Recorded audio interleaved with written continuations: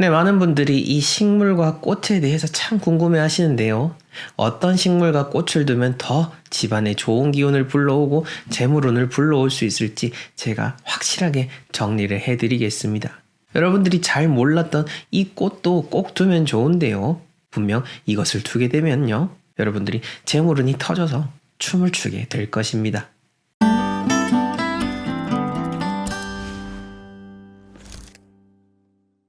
네, 멋지동입니다.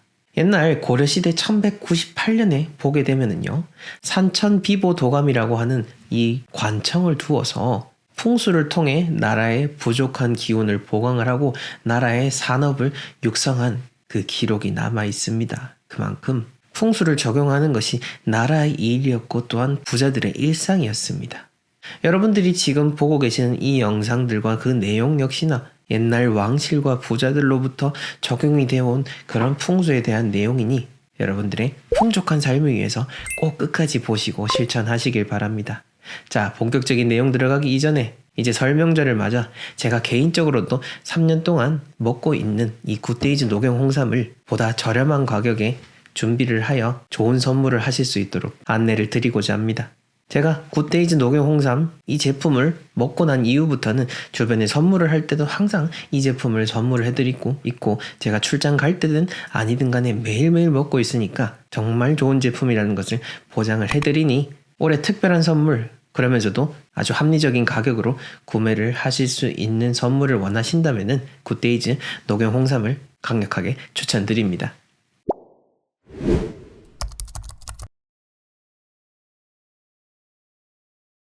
네, 메일의 내용은 이렇습니다. 직장에서 갑자기 지점장이 해고되면서 다시 온 지점장은 몇 년 전에 다른 지점을 말아먹은 지점장이 좌천됐다가 다시 온 겁니다.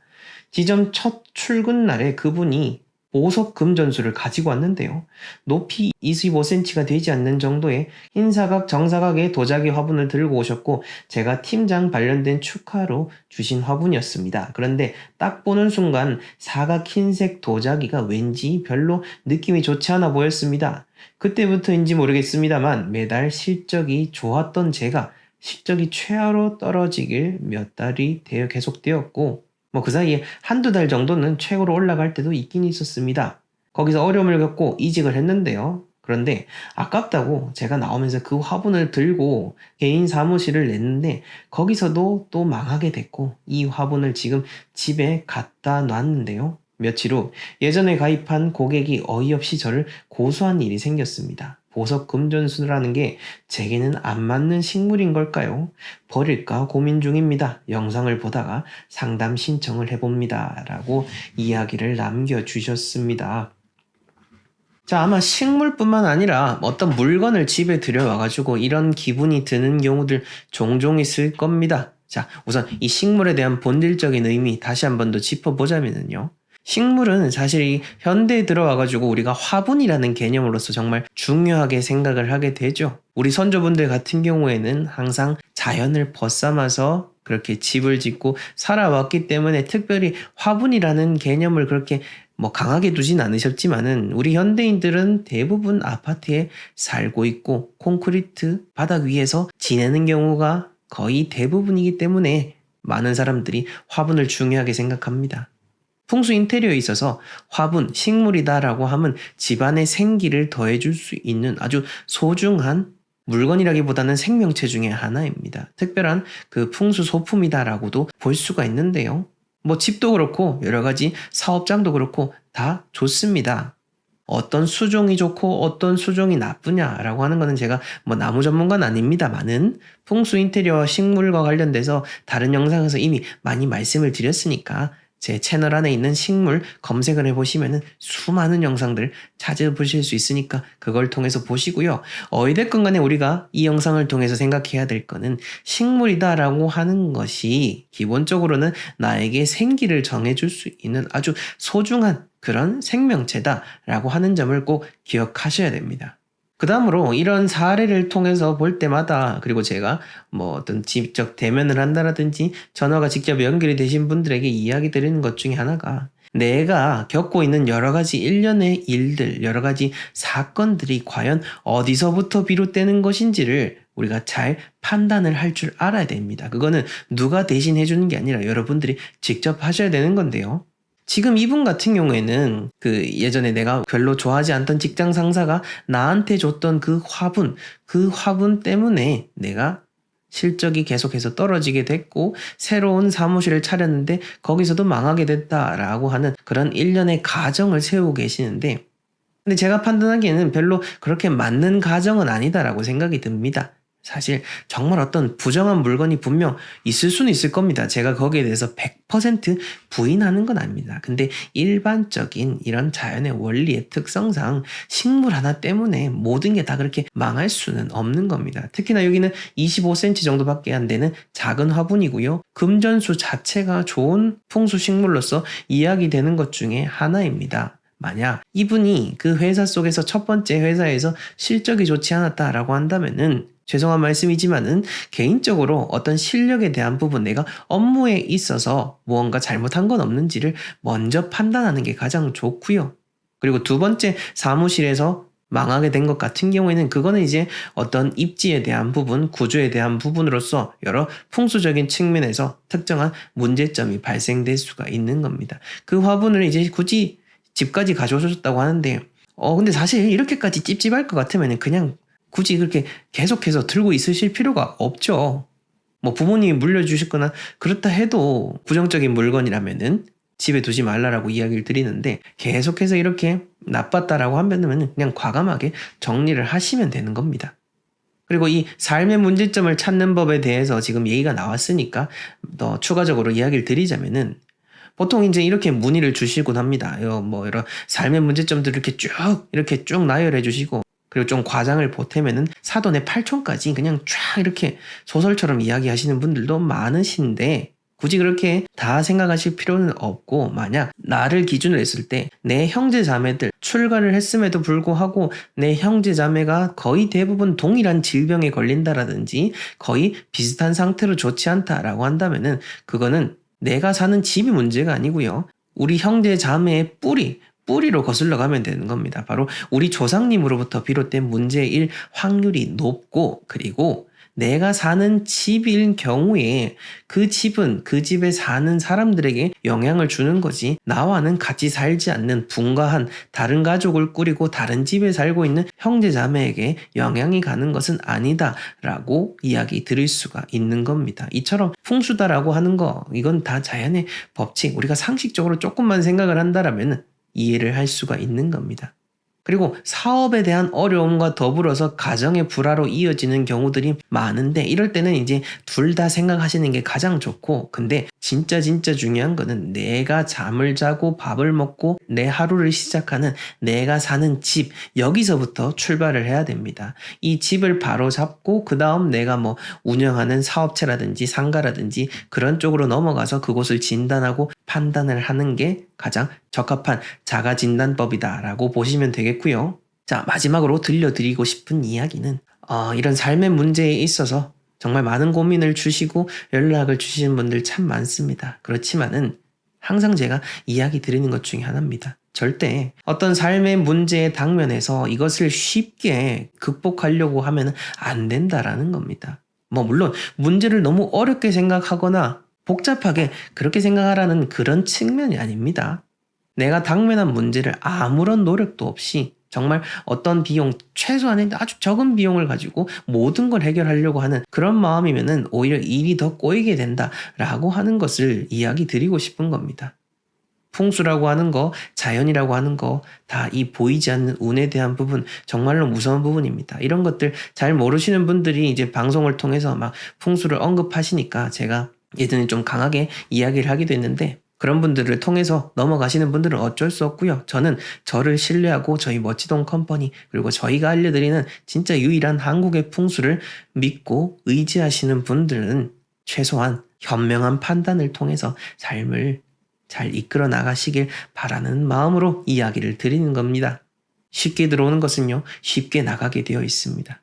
이러한 당연한 이치를 머릿속에 기억을 하시고, 지금 당장 여러분들 곁에 있는 여러 가지 문제점들 한번 객관적으로 냉철하게 하나하나 짚어서 내가 무엇부터 해결을 하면 될지를 찾아 들어가 보시길 바랍니다. 그 첫 번째는요, 바로 대나무입니다.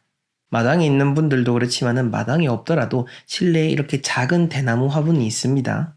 요거를 집에서 키우시면 정말 좋은데, 대나무는 여러분들 옛날부터 많이 들어보셨죠?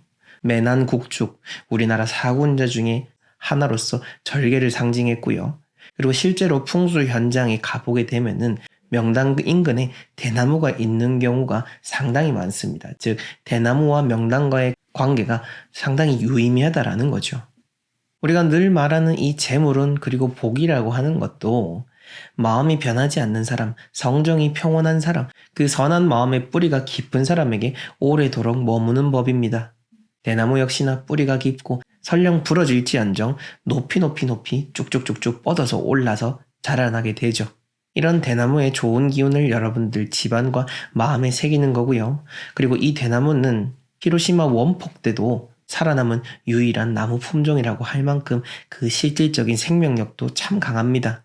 그러니 여러분들이 혹시나 내년에 실패하는 일이 있더라도 다시 한 번 더 재기하고 도약을 한다라는 의미로도 생각을 해볼 수 있습니다. 그러니 새롭게 사무실을 열거나 혹은 공부하는 학생에게 선물을 하고자 한다면 이 실내 대나무도 정말로 좋다라고 이야기 드릴 수가 있고요. 자, 그 다음 두 번째로 추천드릴 품종은 바로 안시리움이라고 하는 화분입니다. 이 안시리움은 저도 옛날에 한번 키워본 적이 있는데요. 이게 생각보다 되게 잘 큽니다. 여러분들이 조금 신경을 덜 쓴다고 해도 꽃이 잘 지지 않고 계속해서 유지가 되는데요.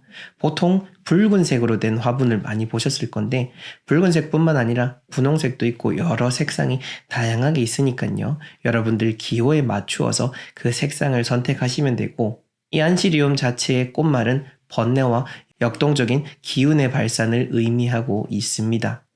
이렇게 오래도록 지지 않는 꽃처럼 그리고 역동적인 그 기운처럼 여러분들이 하는 일에 있어서 에너지를 받고 언제나 좋은 결실이 이루어지도록 할 수 있는 그런 의미를 담고 있으니 새로운 화분을 고민하고 있다면 이 품종도 제가 추천드릴 수 있을 것 같습니다. 그리고 세 번째로는요, 열매가 열리는 이 나무입니다. 이 나무는 바로 귤나무입니다. 뭐 이렇게 큰 귤이 열리는 게 아니라 작은 금귤이 열리는 그런 나무를 말씀드리는 건데요. 제가 얼마 전에 집안에 노란색과 관련된 풍수소품을 두면 좋다라고 이야기를 했더니 노란색 잘 구할 수 없는데 라고 하시는 분이 계셨는데 식물에 있어서도 이렇게 노란 열매가 열리는 것이 있습니다. 노란 작은 귤이 열리면 돈이 열리는 것처럼 여러분들의 기분도 좋아지겠죠. 그리고 기본적으로도 이 귤나무 자체를 행운과 부의 상징이라고도 하니까 여러분들도 한번 키워보시면 좋을 것 같다라는 생각이 듭니다. 그리고 옛부터 이 풍수학은 실내 조경과도 상당히 밀접하게 연결이 되어서 실제로도 이 풍수 조경과 관련된 논문들도 참 많이 있습니다.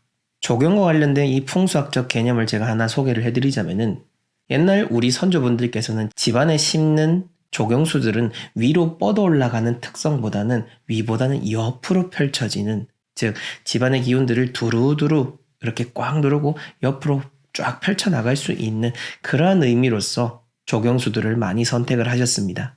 풍수식물 얘기할 때 항상 키가 큰 나무는 좋지 않다라고 이야기를 드렸는데 어찌 보면은 이 역시나 우리 선조분들은 미리 아셨다라는 것을 짐작할 수가 있는 거죠. 그리고 저희가 어떤 양택지뿐만 아니라 음택지, 그러니까 조상님 산소와 관련된 부분에 있어서도 실제로 출장을 나가서 컨설팅을 해드리는데 그때 많은 분들이 그 산소 옆에 어떤 나무를 심으면 좋냐라고 여쭤보십니다.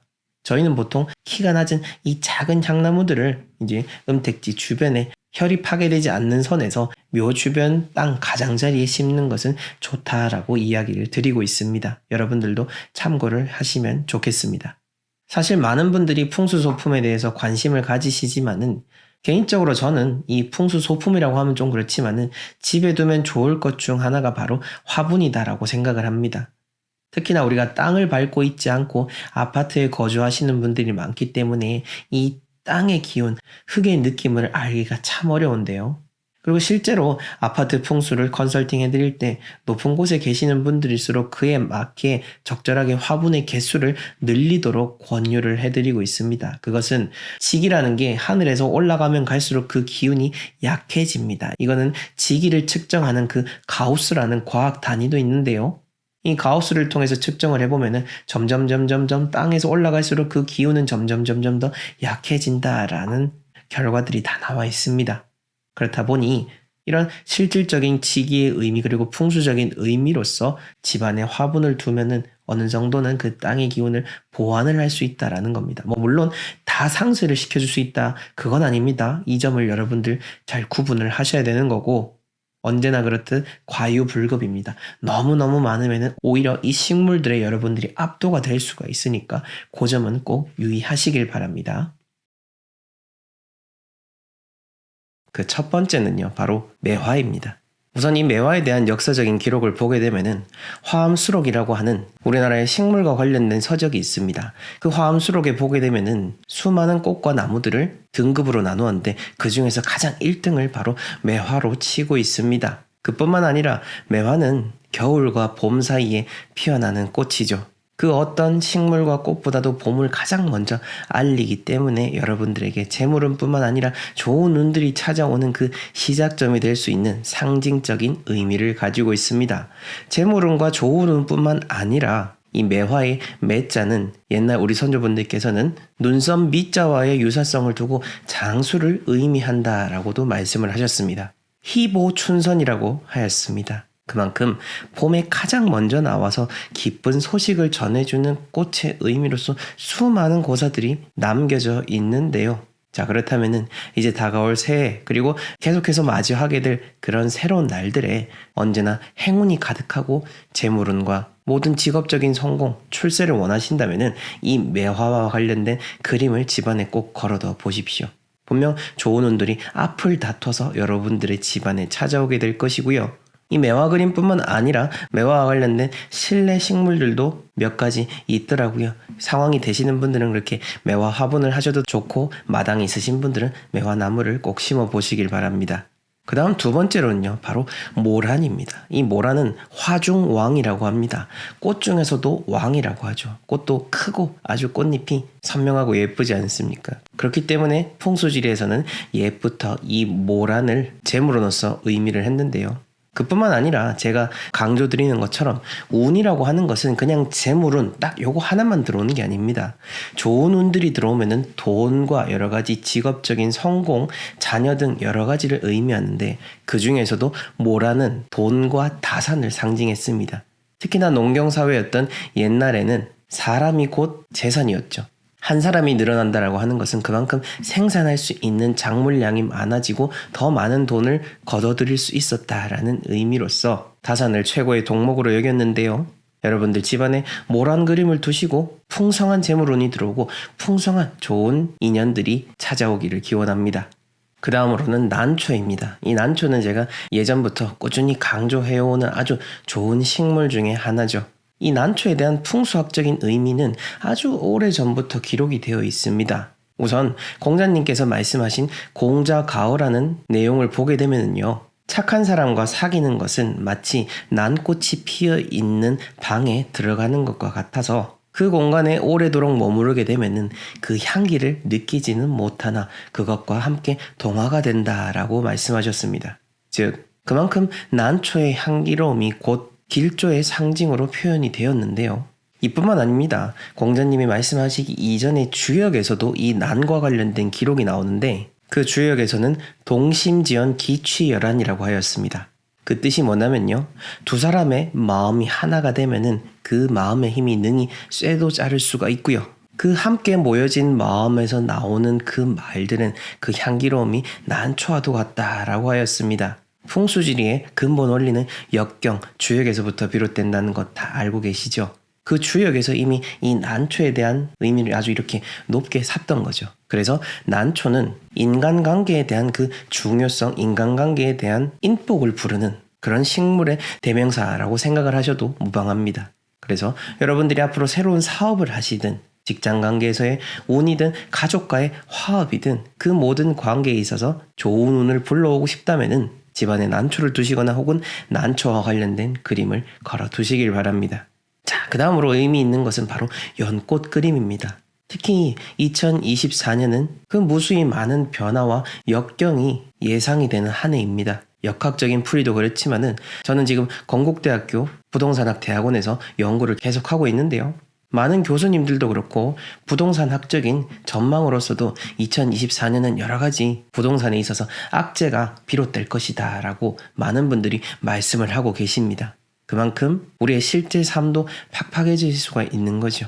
이럴 때일수록 우리가 유지해야 되는 것은 바로 물들지 않는 겁니다. 주변의 변화에 물들지 않고 주변의 잘못된 풍수 지식에 현혹되지 않으면서 여러분들의 지혜를 잘 쌓아가는 것, 그게 중요한 건데요. 그 혼탁함 속에서 고결함의 상징이 바로 연꽃이죠. 실제로 제 거실에는 처음 입주할 때부터 지금까지 흰 연꽃 그림을 계속해서 걸어두고 있습니다. 여러분들도 그 어떤 변화에도 굴하지 않고 여러분들만의 좋은 운, 재물운, 행복한 삶을 쌓아가고 싶다면 연꽃 그림을 꼭 걸어두시길 바랍니다. 다음으로 여러분들 좋은 운이 들어와 춤을 추게 만들어줄 아주 유용한 식물은 바로 대나무입니다. 이 대나무는 얼마 전에 제가 다른 영상에서도 한번 말씀을 드렸는데요. 우리나라의 매난국죽 4군자 중에 하나로서 지저와 절개를 상징하죠. 앞에 연꽃과도 비슷한 의미로서 그 주변의 유혹에도 흔들리지 않고 계속해서 앞으로 나아가고 위로 성장해 나가는 그 성장세를 의미하기도 합니다. 그리고 옛 고사를 보게 되면은 위축견손이라고 하여 자손이 태어난 것을 축하할 때 이 대나무 그리고 앞에서 말씀드린 난초 그림을 함께 그려서 선물을 하곤 했었습니다. 그만큼 자손의 번성, 관계, 재물운 등 모든 좋은 운을 상징하는 것으로서도 대나무는 손색이 없다라고 할 수 있고 실제 풍수 출장 컨설팅을 나가보게 되면 대나무가 곧 또 땅의 좋은 기운하고도 맞닿은 경우들이 많아서 집안에 대나무 혹은 대나무 그림을 두시고 좋은 운 가득 불러오시길 바랍니다. 자, 그러면 지금까지 제가 말씀드렸던 이 의미 있는 그림들을 올해는 거실에 두면 좋다라고 이야기를 드리는 겁니다. 거실은 풍수지리학에 있어서 현대 풍수에 적용이 되는 개념입니다. 옛날 우리 선조분들의 주거 공간에는 거실이 없었지 않습니까? 하지만 지금 현대인들이 살아가는 모든 집에는 거실이 있고 그만큼 의미 있는 공간이며 집안의 모든 기운, 모든 좋은 것들이 화합이 되어 그 안에서 다시 더 나은 운을 만들어내는 공간입니다. 그래서 제가 많은 공간들 중에서도 이왕이면 거실에 두는 것이 좋다라고 이야기를 드리는 겁니다.